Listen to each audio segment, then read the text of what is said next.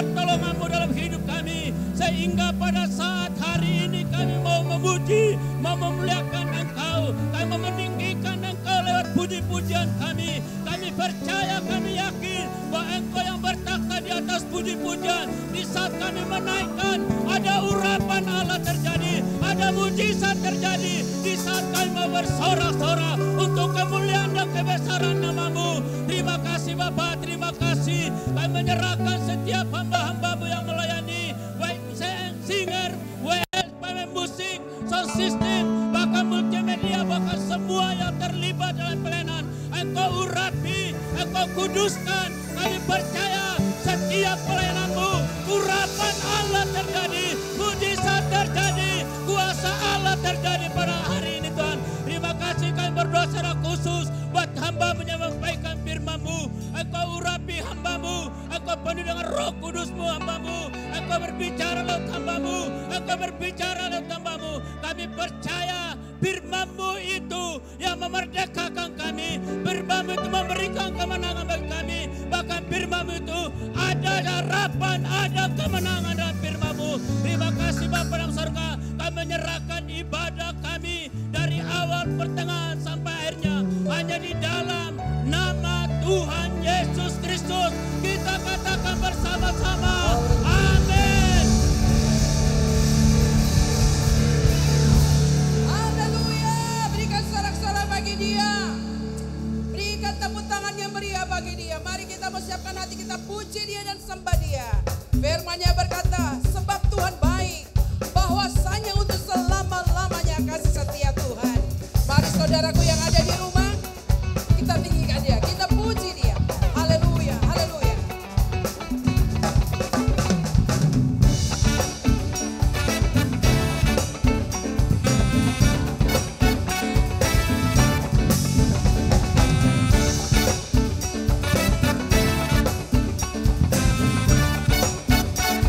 Masuk gerbang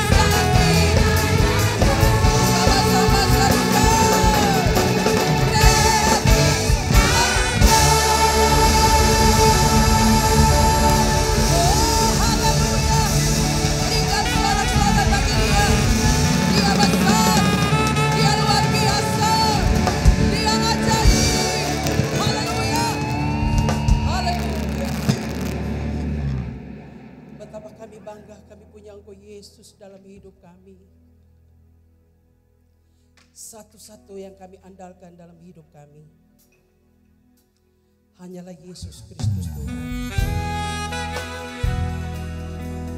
Apapun yang terjadi di sekitar kami, situasi apapun yang terjadi, tapi kami panggil Engkau Yesus, sebab nama-Mu berkuasa, Engkau ajaib, Engkau perlindungan kami. Haleluya. Terima kasih Bapa. Terima kasih Yesus. Terima kasih.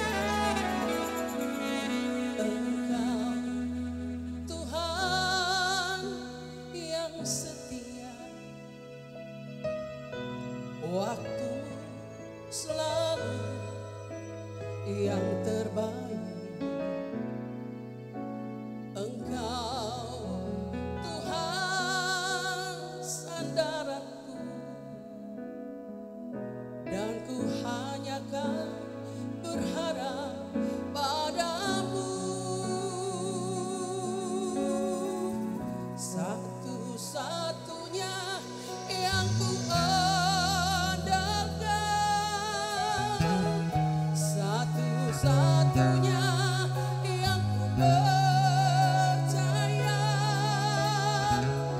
Engkau sumber kekuatan, sumber pengharapan, sumber kedamaian. Oh, satu-satunya yang ku andalkan, satu-satunya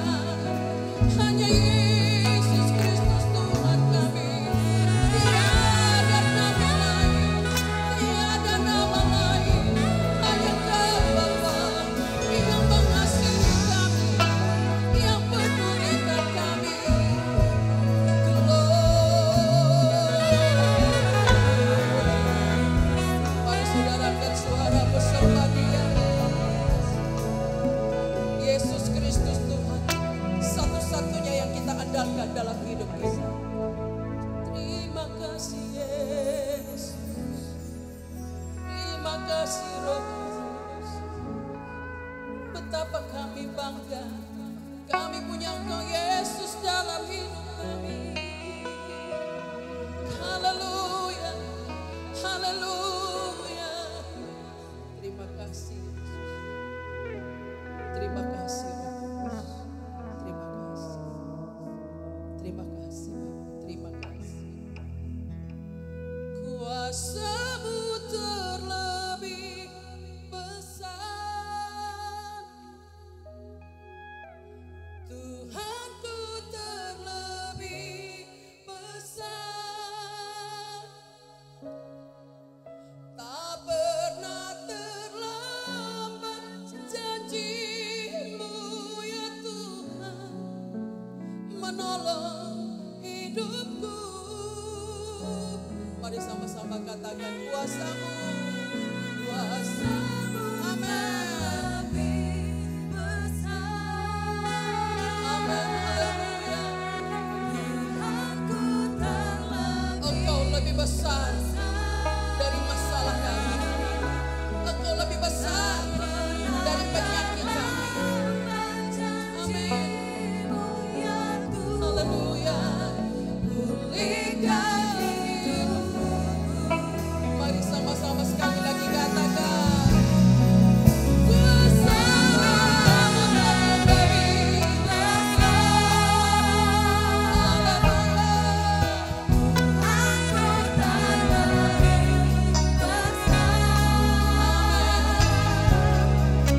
Tak pernah terlambat janji-Mu ya Tuhan, menolong hidupku. Yesus. Amin, amin, amin. Kuasa-Mu terlebih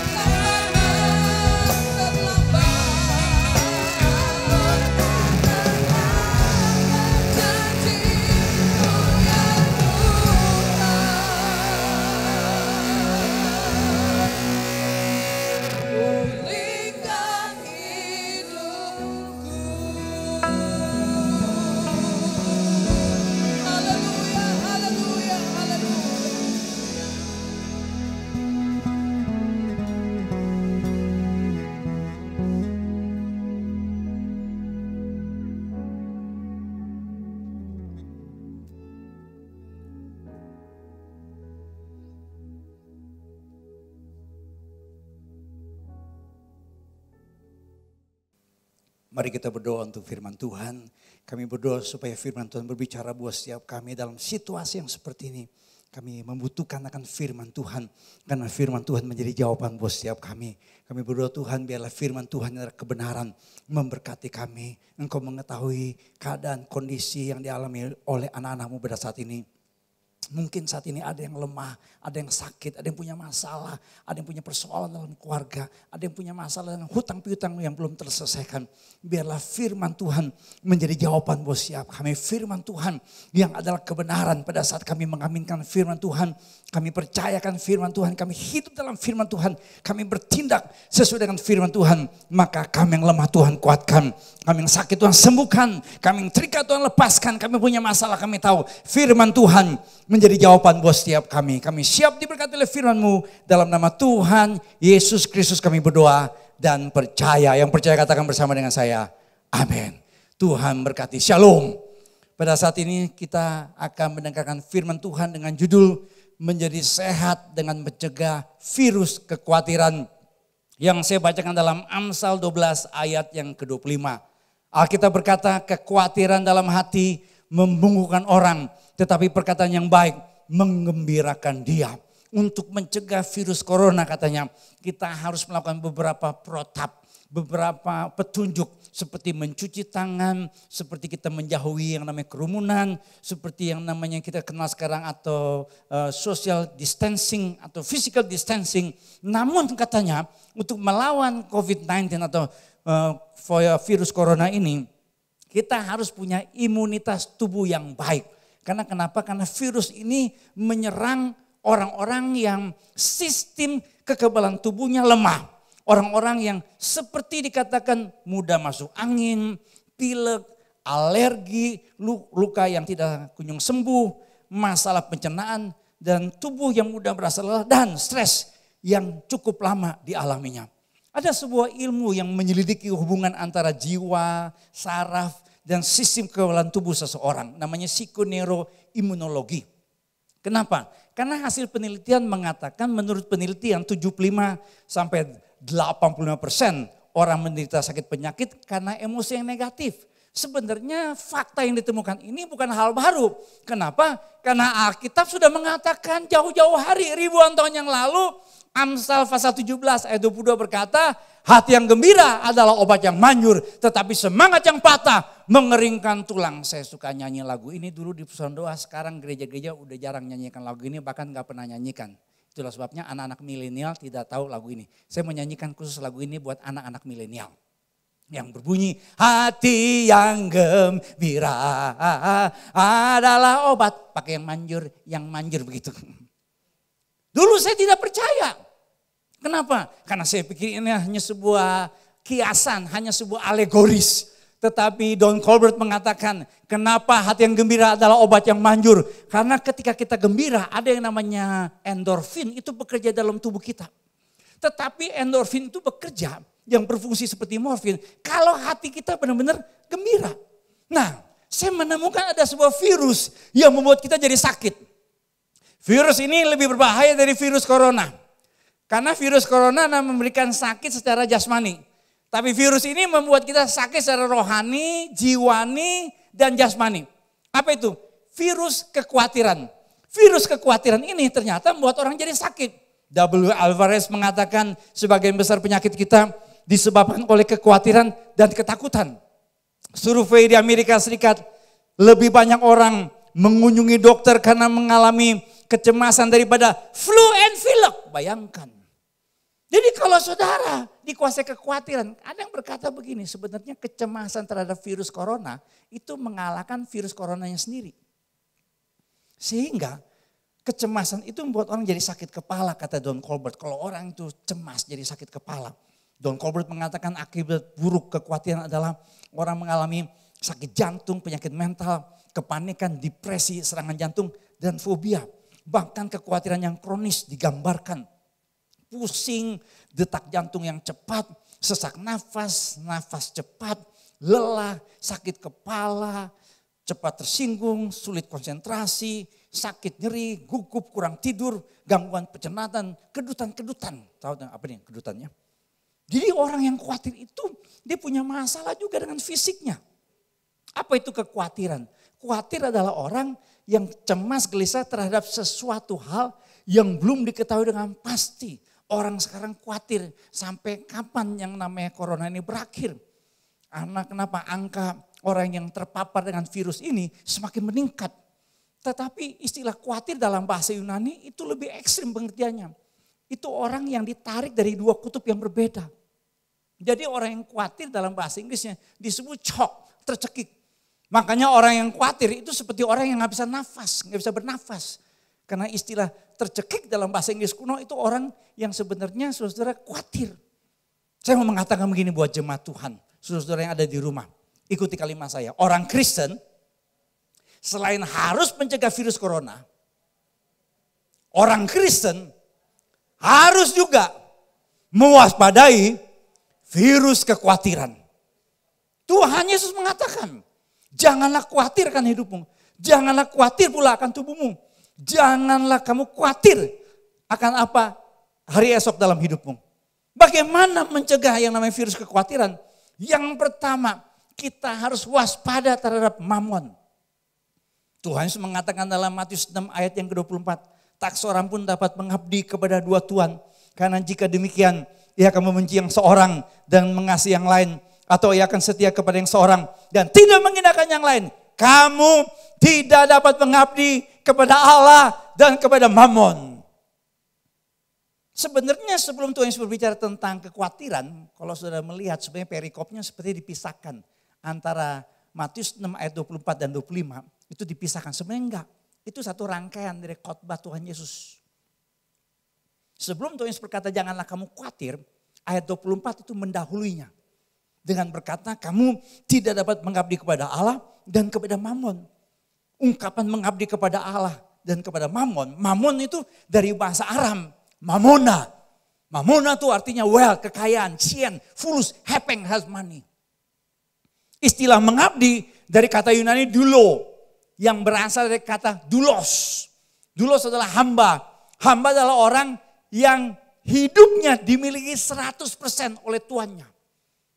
Jadi kita harus mewaspadai yang namanya Mammon. Karena ada orang yang percaya, orang Kristen hidupnya tidak menyembah Tuhan. Tapi menyembah Mammon. Apalagi manusia di akhir zaman. Di dalam 2 Timotius 3 ayat 1 dan 2 mengatakan manusia akan mencintai dirinya sendiri. Dan menjadi hamba uang. Di Indonesia saudara sudah darurat. Bukannya darurat sebelum kita mengalami darurat virus corona. Kita sudah mengalami virus korupsi. Tanpa sadar. Orang-orang saudara di Indonesia itu nyembah Mammon.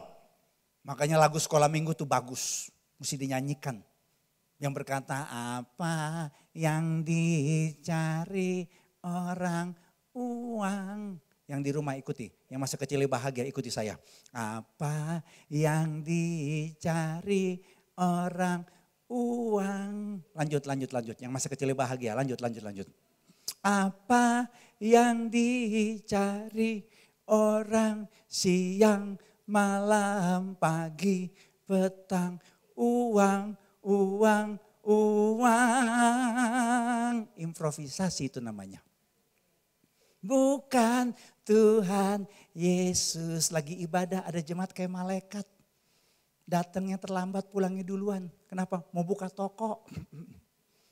Lagi ibadah handphone bunyi. Bukannya dimatiin tuh suara handphonenya, malah dijawab. Pasti jawab ngomong gini, jangan Satyo, Gotyo. Lagi jualan online, lagi ibadah. Dan sering kali orang khawatir karena masalah Mammon. Masalah kekayaan, masalah uang. Laporan survei di Amerika Serikat mengatakan orang-orang dewasa khawatir dengan pekerjaan dan uang. Sudah tahu, ini virus corona bukan mengancam fisik seseorang. Tapi mengancam ekonomi global. Apa yang terjadi saudara? Karena orang takut. Ini kita menghadapi pilihan yang dilematis. Kita nggak berani lockdown Jakarta. Padahal yang terpapar virus corona paling banyak di Jakarta. Kenapa? Kita lockdown Jakarta. Waduh, sekarang saja rupiah ya terhadap dolar sudah berapa tuh? Ya dolar tembus nilai rupiah yang sangat tinggi. Orang sudah mulai khawatir. Orang berkata sampai kapan? Seorang pengamat ekonomi berkata, lebih baik kita mengantisipasi krisis 98 daripada krisis corona sekarang. Kenapa? Karena kita nggak tahu kapan ini berakhir. Tuhan sudah mengatakan dalam Matius 6:21. Karena di mana hartamu berada, di situ hatimu berada. Makanya Tuhan Yesus dalam mengajar banyak bicara tentang materi. Padahal kan kita tahu di gereja Pak Pendeta jangan ngomong uang, jangan ngomong materi. Tapi Tuhan Yesus dalam perumpamaan dan pengajarannya banyak bicara materi. Kenapa? Karena banyak orang hidupnya diperbudak oleh mamon. Hal pertama supaya kita jangan khawatir, kita jangan menyembah mamon, jangan dikuasai mamon. Billy Graham seorang penginjil yang Tuhan pakai mengatakan there is nothing wrong with men possessing riches. The wrong comes when riches possess men. Nggak salah punya uang, nggak salah bekerja. Tapi kalau yang namanya uang, cien, fulus, hepeng, helmani yang menguasai kita. Saya tidak mengajarkan bahwa jemaat tinggalkan harta materi kekayaan kita. Saya tidak mengatakan kita semua pergi tinggalkan Jakarta naik ke puncak menyendiri. Ya, beraskese namanya. Jangan lagi hidup dengan harta benda. Kita harus seperti petapa. Enggak ada yang salah. Sudah tahu, ini handphone yang saya punya. Ini bukan nemu di bawah pohon pisang, enggak. Ini sapu tangan ini isi saya beli pakai uang. Gitu. Ini bukan isi saya bikin. Yang emangnya pabrik sapu tangan sih. Enggak. Semua perlu uang. Tetapi kita tidak boleh diperbudak oleh uang. Uang itu hanya alat, hanya instrumen. Alat bukan memperalat kita. Bagaimana caranya? Supaya kita mewaspadai yang namanya roh mamon ini. Sehingga kita tidak menjadi khawatir. Matius 6:20 berkata, kumpulkanlah bagimu harta di sorga. Di sorga ngengat dan karat tidak merusakkannya. Dan pencuri tidak membongkar serta mencurinya. Saudara-saudara, ada seorang yang namanya Rockefeller. Ini salah satu orang terkaya di dunia yang pernah hidup. Rockefeller. Ya, saya suka menceritakan kisah hidupnya karena kenapa dia kena penyakit yang aneh. Pada waktu dia kena penyakit yang aneh, Rockefeller tuh pelitnya luar biasa. Dia ibaratnya minum teh zaman sekarang. Laler masuk di tehnya, lalernya dikeluarin, ya. Tehnya diminum, terus lalernya ya diambil, diperes, diambil airnya. Bahasa Jermannya jijai. Waktu itu dia kemana-mana pakai bodyguard. Kenapa? Karena dia orang terkaya di dunia pada waktu itu. Namun satu malam ada satu kata-kata yang muncul. Saya tidak bisa membawa 1 sen pun uang ke dunia berikutnya kalau saya mati. Karena dia kena penyakit yang aneh. Dokter katakan dia tidak bisa hidup lebih dari 55 tahun.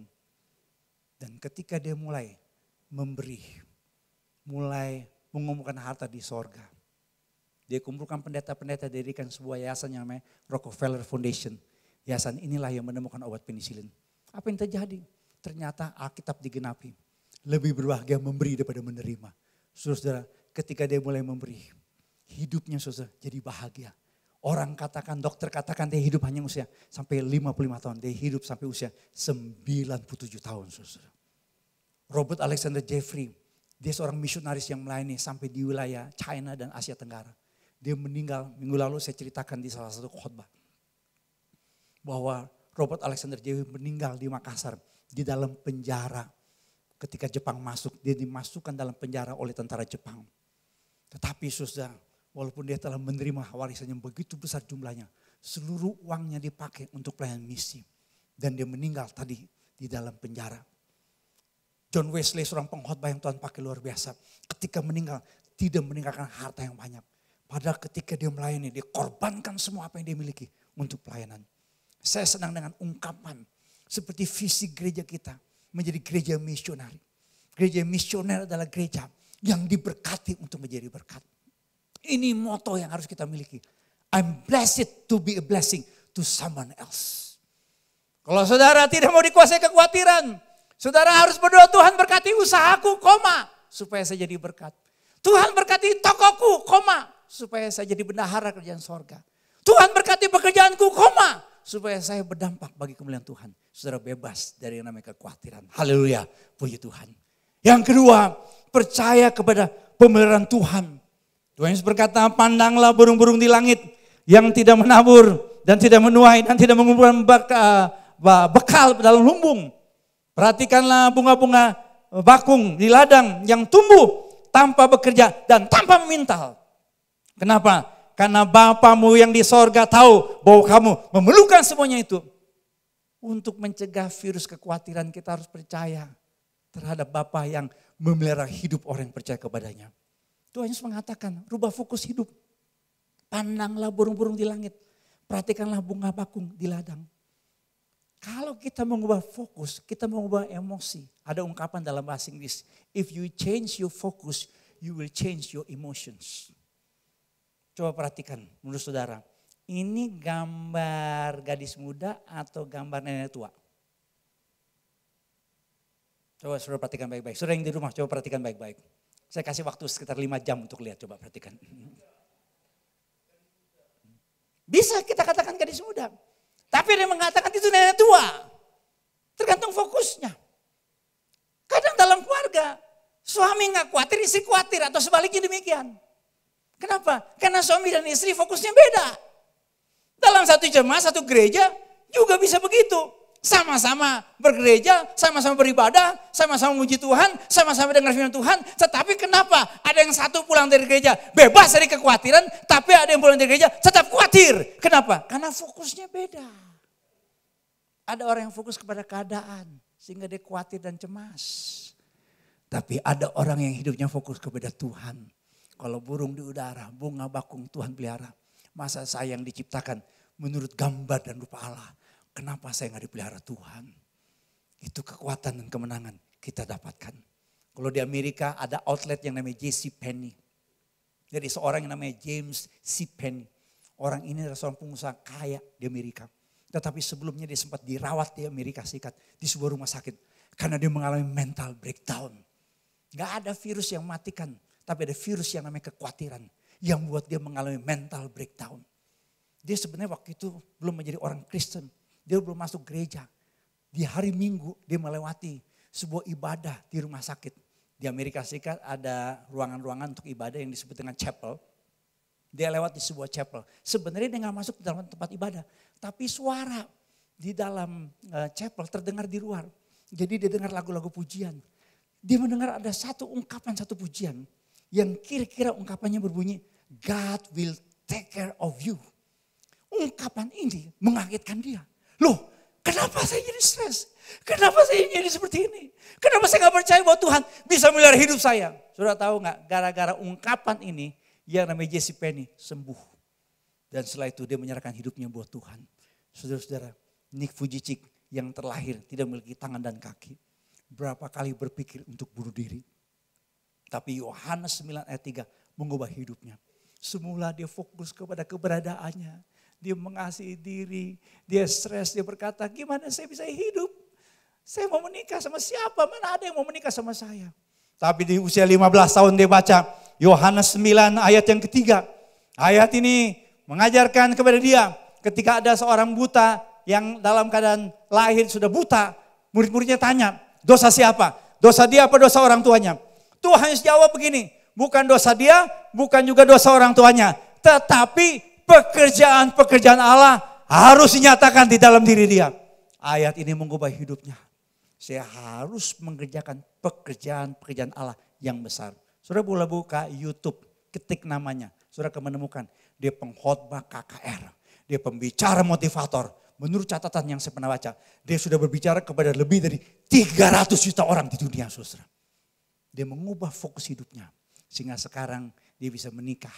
Dia punya istri yang cantik dan anak yang normal. Itu kalau Bapak Ibu sekalian bisa lihat gambarnya. Dia menggendong anaknya yang lahir dalam keadaan sehat walafiat. Fokus kita kepada Allah dalam doa. Janganlah hendaknya kamu khawatir tentang apapun juga. Tetapi nyatakanlah dalam segala hal keinginanmu kepada Allah dalam doa dan permohonan. Saya senang ungkapan bahasa Inggrisnya. Ikuti dengan saya dalam bahasa Inggrisnya. Don't worry about anything but pray about everything. Ikuti saya, 1, 2, 3. Don't worry about anything but pray about everything. 1 Petrus 5 ayat 7 berkata, serahkanlah segala kekhawatiranmu kepadanya sebab ia yang memelihara kamu. George Muller yang memelihara ribuan, yang memelihara. Dia mendirikan panti asuhan di Bristol, Inggris. George Muller ini memberi makan ribuan anak-anak di panti asuhan. Boleh dikatakan panti asuhannya itu berdiri karena mujizat Tuhan. Karena kenapa? Karena setiap kali makanan habis, George Muller berdoa. Makanya George Muller sering disebut sebagai Rasul Iman. Namun orang tanya sama dia, ya Pak George, gimana caranya supaya saya mengalami mujizat Tuhan? Dia berkata harus punya iman. Kenapa? Ini ungkapan terkenalnya. Faith ends where worry begins. And worry ends where faith begins. Kalau kita sudah tidak lagi beriman kepada Tuhan dan percaya kepada Tuhan yang memelihara hidup kita, mulailah yang namanya kekhawatiran. Tetapi kalau kita percaya kepada Tuhan yang memelihara hidup kita, yang namanya kekhawatiran akan pergi dari hidup kita. Yang kedua, percayalah akan pemeliharaan Tuhan yang luar biasa. Saudara percaya bahwa Tuhan yang kita sembah adalah Yehova Jireh, amin. Berikan kemuliaan buat Tuhan, kita puji Tuhan, haleluya. Yang ketiga, prioritaskan Tuhan. Ayat ini sangat terkenal. Ungkapannya berkata begini, tetapi carilah dahulu kerajaan Allah dan kebenarannya, maka semuanya itu akan ditambahkan kepadamu. Terjemahan bahasa Indonesia sehari-hari saya senang. Jadi usahakanlah dahulu supaya Allah memerintah atas hidupmu dan lakukanlah kehendak-Nya. Ungkapan dalam bahasa Yunani sebenarnya sebuah bentuk perintah yang terus-menerus harus kita lakukan. Jadi artinya kita harus prioritaskan Tuhan. Itulah sebabnya kenapa kita ibadah di rumah kita masing-masing. Walaupun kita tidak boleh tinggalkan rumah sesuai dengan anjuran pemerintah untuk mencegah penularan virus corona. Tetapi saudara tetap harus prioritaskan Tuhan.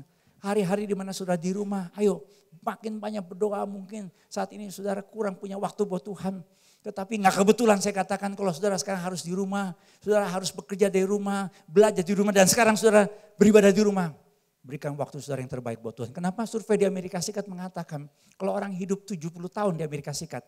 Waktu untuk ibadah dari hidupnya 70 tahun hanya 2,5 tahun waktunya untuk ibadah.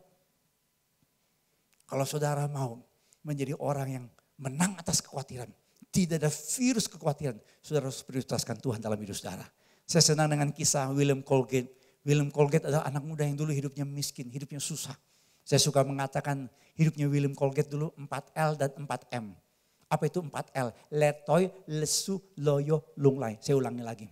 Hidupnya William Colgate dulu 4L dan 4M. Apa itu 4L? Letoil, lesu, loyo, lunglai. Yang di rumah ikuti saya. Letoil, lesu, loyo, lunglai. Sudah udah letoil sendiri di rumah. Menunya 4M. Apa itu? Murah, meriah, mulus, mincrit. Hidupnya susah. Bapaknya suruh dia keluar dari rumah.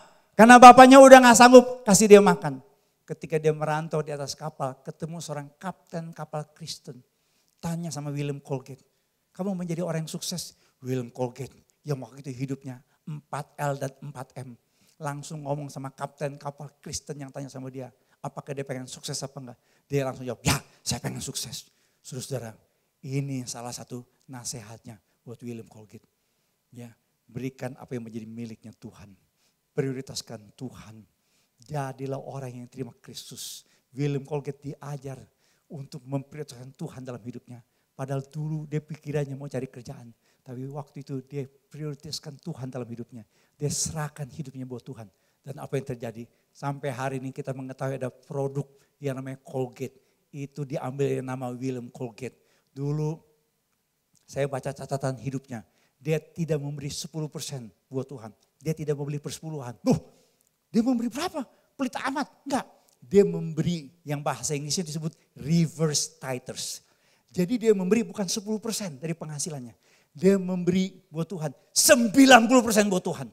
Kenapa? Saking kayanya susah. Dia kasih 90% buat Tuhan. Kenapa? Karena dia menjadikan Tuhan nomor 1 dalam hidupnya. Saya pernah melayani seorang ibu namanya Ibu Suwono atau Tante Suwono. Ini sebenarnya adalah jemaat dari GB Ebenezer. Meninggal di usia 95 tahun. Di salah satu ibadah penghiburan saya khotbah. Dan ketika saya dengar kesaksiannya, saya bilang inilah berkat orang yang menomorsatukan Tuhan, yang memprioritaskan Tuhan. Ibu Suwono atau Tante Suwono, ya boleh dikatakan ditinggal suami dengan 6 anak. Jadi suaminya meninggal secara mendadak dulu di Surabaya dan tinggalkan 6 anak. Dia gak punya keterampilan lain, cuma bisa masak. Dia jual rumahnya di Surabaya, pindah ke Jakarta, ngontrak, bikin satu restoran, yang sampai hari ini ada di Grogol, namanya Depot Surabaya. Ini bukan promosi, saya nggak dapat fee dari ini, cuma cerita aja. Nah, Tante Suwono, apa yang dia lakukan? Dia cuma bisa masak. 6 anak loh, 6 anak. 6 anak. Tiap pagi dia bangun, apa yang dia lakukan? Dia memuji-muji Tuhan tiap hari. Tetap memuji Tuhan, bikin makanan, bikin kue, tetap memuji Tuhan. Singkat cerita, Tante Suwono diberkati Tuhan. Dari semula cuma ngontrak dan akhirnya bisa beli sebuah rumah. Anak-anaknya semua berhasil. Bahkan saya dengar dari salah satu anaknya. Dulu anaknya yang tinggal di Amerika, pulang ke Indonesia mau kasih uang buat mamanya. Dia bilang, "Ma, udah pensiun aja, ini uang buat mama." Tahu nggak? Tante Suwono berkata, "Nggak perlu, mama punya Tuhan Yesus." Jadi anaknya bersaksi waktu saya melayani di ibadah kedukaan. Anaknya bersaksi, mamanya nggak pernah terima uang dari anak-anaknya. Pada anak-anaknya beberapa itu diberkati Tuhan. Kenapa? Karena Tante Suwono memberikan hidupnya nomor 1 buat Tuhan. Pada saat ini, Bapak Ibu sekalian, saudara sekalian, kita harus mencegah virus yang lebih mematikan dari virus corona. Yaitu virus kekhawatiran dengan 3 hal. Yang pertama, kita waspada terhadap mamon, kekayaan, cian, fulus, happy money. Dan yang kedua, percaya kepada Tuhan yang melihara hidup kita. Dan yang ketiga, prioritaskan Tuhan. Carilah dahulu keadaan Allah dan kebenarannya. Semuanya ditambahkan dalam hidup saudara. Amin. Tuhan berkati. Happy Sunday. Mari jemaat Tuhan, kita berdoa, kita berdiri bersama. Saudara yang ada di rumah, kita berdiri bersama. Kita mengucap syukur, kita percaya Tuhan yang kita sembah adalah Tuhan yang sungguh amat baik. Yang kuasanya, yang keajaibannya, yang pertolongannya tidak pernah terlambat dalam kehidupan kita.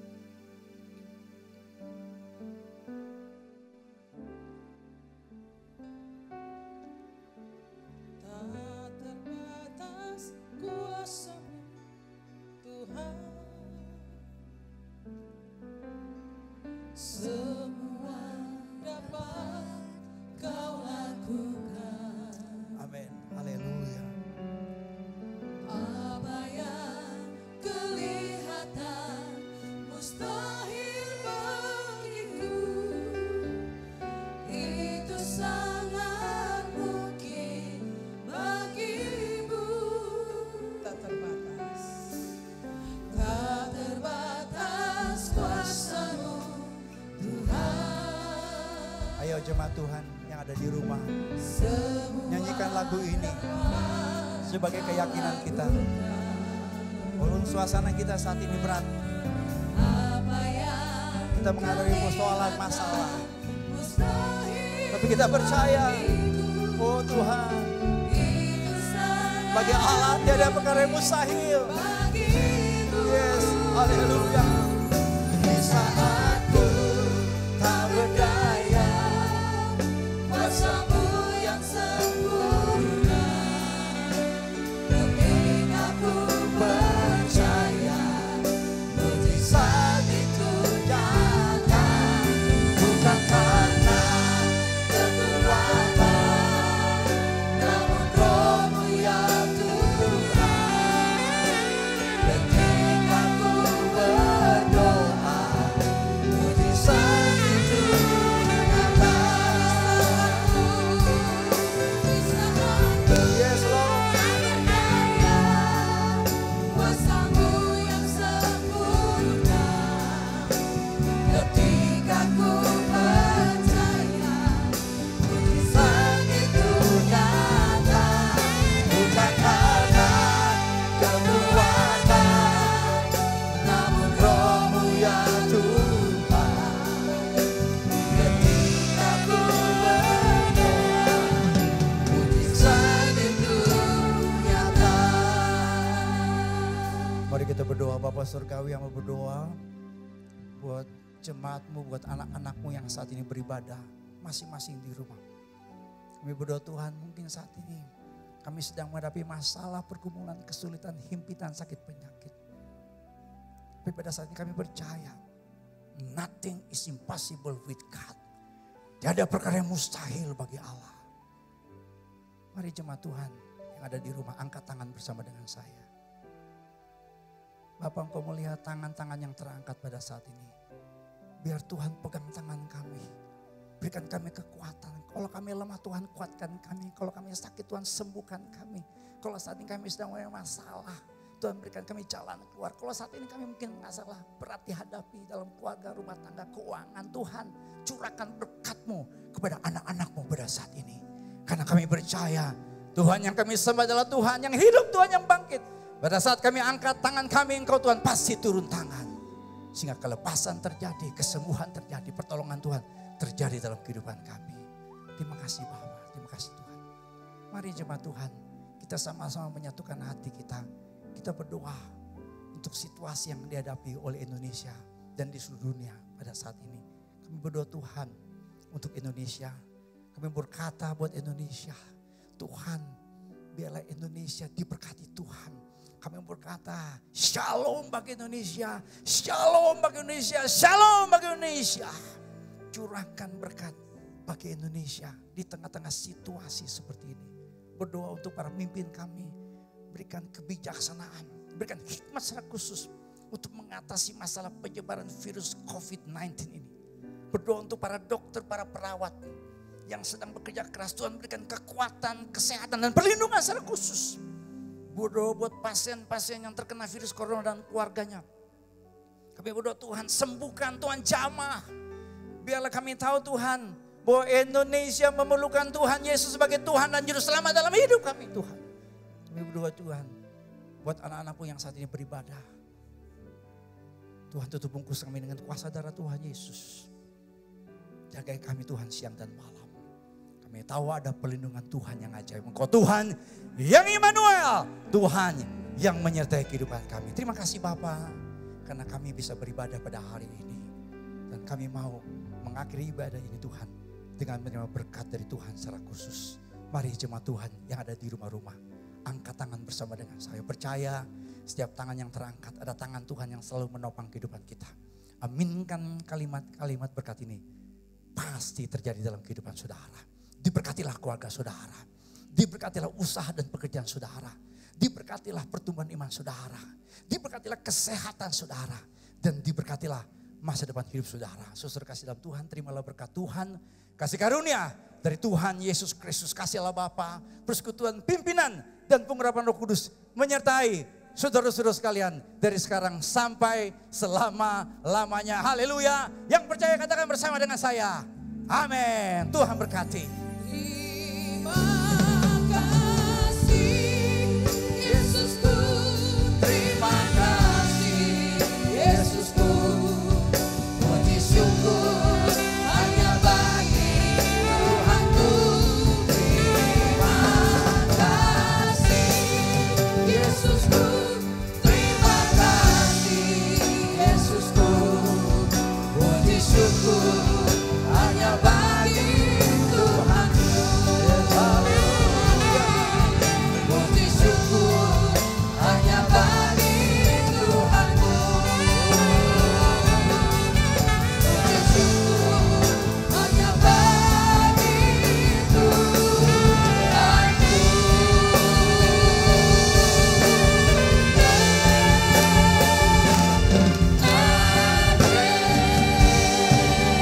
Haleluya, haleluya. Puji Tuhan. Tuhan berkati. Berikan kemuliaan buat Tuhan kita. Puji Tuhan, haleluya. Bapak Ibu sekalian, ibadah kita telah selesai. Ibadah kita telah selesai. Bapak Ibu sekalian tetap di rumah, tetap di rumah. Jangan jalan-jalan. Seperti saya katakan minggu lalu, saudara jangan jalan-jalan.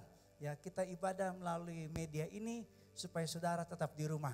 Terus berdoa bagi Indonesia, kita percaya Indonesia penuh dengan kemuliaan Tuhan. Happy Sunday, God bless you all. Amen.